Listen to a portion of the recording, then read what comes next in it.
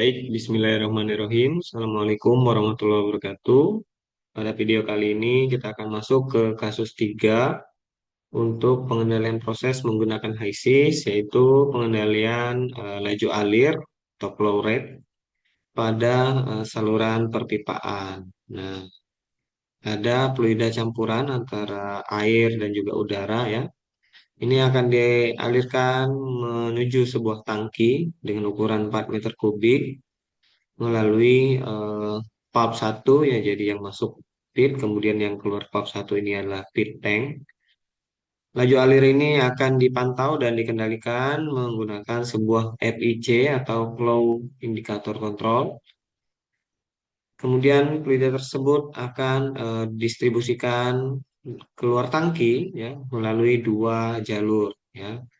Pertama eh, melalui valve 2 menuju pop out atau produk vapor, kemudian melalui pop 3 menuju leak out ya atau produk liquid. Nah, kemudian kondisi dari feed atau umpan yang akan masuk ke V1 itu adalah 25 derajat, 5 bar, 500 kilogram per jam dengan komposisi airnya 0,9 apa, mol fractionnya ya 0,9, udara 0,1, kemudian pengaturan kontrol FIC-nya itu reverse ya auto, set point-nya akan kita ganti dari 500 ke 1000 kilogram per jam, range-nya PP minimum dan maksimumnya 0 hingga 7000 kilogram per jam.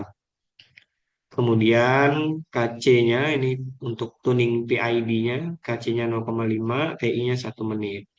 Dan masing-masing delta P untuk pap 1, pap 2, pap 3 itu adalah 10 kPa. Dan CV atau kapasitas valve ini pap 1 dan pap 3 itu datanya kita punya 75 dan 55. Ya, untuk itu kita langsung saja masuk ke HISIS. Pertama kita masukkan komponen listnya yaitu water dan juga air. Fluid package-nya kita pakai Peng Robinson ya. Tadi di modulnya kita pakai Peng Robinson, tidak ada reaksi, sehingga kita tidak perlu masukkan reaksi, langsung ke simulation. Di simulation, yang harus kita masukkan adalah pertama tangki. Ya. Kita masukkan ini tangki, tank. Kemudian ada pulp, satu pulp sebelum dan dua pulp untuk dua produk setelah dari tangki. Kemudian untuk pulp pertama kita ganti namanya menjadi P1, di sini feed, kemudian di sini feed tank ya. Parameternya tadi 10, tetapi 10 kPa untuk masing-masing pulp. Kemudian di tangkinya itu sendiri kita ganti namanya menjadi tank. Inletnya berarti feed tank. Ini pulp. Kemudian ini liquid ya. Kemudian tadi kita punya data geometri volumenya, eh, di bagian rating volumenya itu 4 meter kubik ya, meter kubik. Kemudian di pulp kedua di sini atau kita ganti namanya V2, keluar di inletnya adalah pulp, di sini pulp out sama parameternya 10 kPa. Begitu juga yang bawah kita ganti menjadi V3, inletnya adalah leak out, parameternya 10 kPa ya. Dan kita belum memasukkan kondisi di feed. Kita klik dua kali. Tadi temperatur di sini 25 derajat, 5 bar, kemudian 500 kilogram per jam. Komposisinya adalah 0,9 H2O dan 0,1 air atau udara. Ya.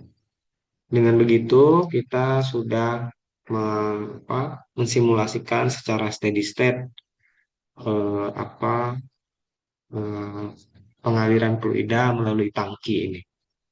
Kemudian kita akan masukkan data CV atau kapasitas pump untuk pump 1 dan pump 3. Pump 1 di rating ya di sini CV-nya akan kita ganti sesuai modul yaitu 75 dan pump 3 di rating CV-nya 55. Oke. Setelah itu kita bisa masukkan PID controller ya di Dynamic. Dia masukkan PID controller di sini ya, karena yang ingin kita atur adalah laju alir di feed ini ya, supaya dia tetap sama gitu. Klik dua kali, proses variabelnya adalah di feed ya. Kemudian di sini kita cari flow rate, mass flow ya, mass flow. Kita cari mass flow. OP-nya atau output prosesnya yang ingin kita atur atau kontrol valve-nya itu adalah di valve 1. Kemudian di parameter range-nya dulu yang kita isi itu 0 sampai 7000. Pengaturannya reverse auto. Kemudian set point-nya kita rubah menjadi 1000 yang semulanya tadi 500. KC-nya 0,5, TI-nya 1 menit. Oke, itu. Jadi flow sheet-nya seperti ini. Kemudian kita bisa menampilkan apa namanya strip chart dan test flat sama seperti kasus sebelumnya. Ini kita atur dulu supaya dia letaknya di tepi sini. Cara menambahkan test flat atau sorry, menambahkan test flat dan strip chart itu bisa kita klik FIC-nya. Kemudian strip chart kita atur SPPV only. Artinya kita tidak ingin lihat. Jadi yang ingin kita lihat hanya set point dan proses variabelnya saja. Klik display. Kemudian untuk menampilkan template kita klik template di sini. Tuh, ya. Bisa terlihat di sini proses variabelnya sekarang di sekitaran sini ya.